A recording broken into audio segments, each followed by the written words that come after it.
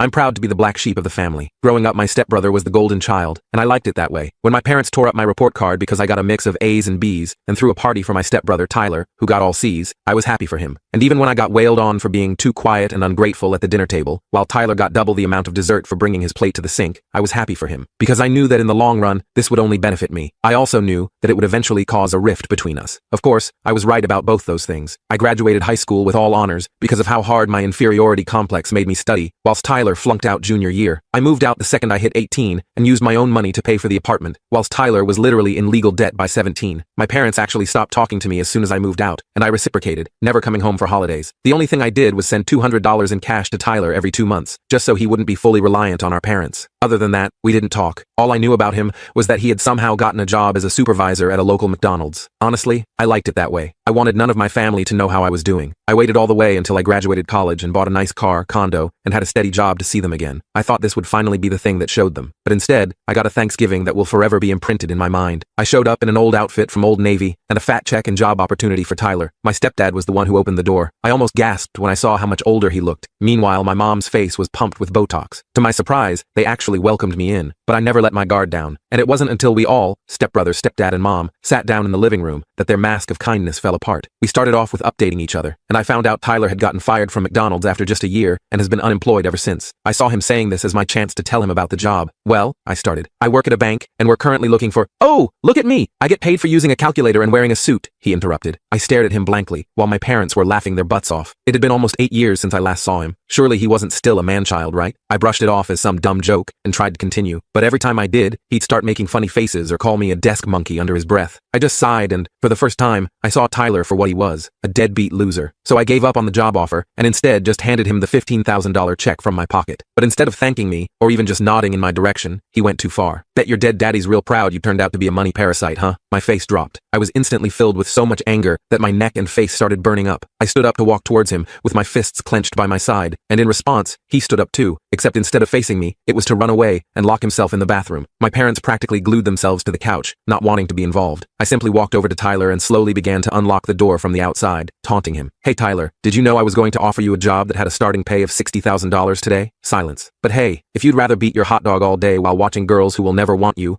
all from the childhood bedroom that you never moved out of, then more power to you." Silence. I didn't even bother opening the door after that. I just left. A small part of me was angry that I let him keep the check, but I was mostly still happy that I was able to help him out. But turns out, Tyler didn't exactly want the check. He didn't want the job either. Instead, he wanted to ruin my life. I didn't realize it yet, but my comments had stung Tyler. So much so, he decided to use them to ruin everything I had ever worked for. The rest of the video is on my channel and linked below.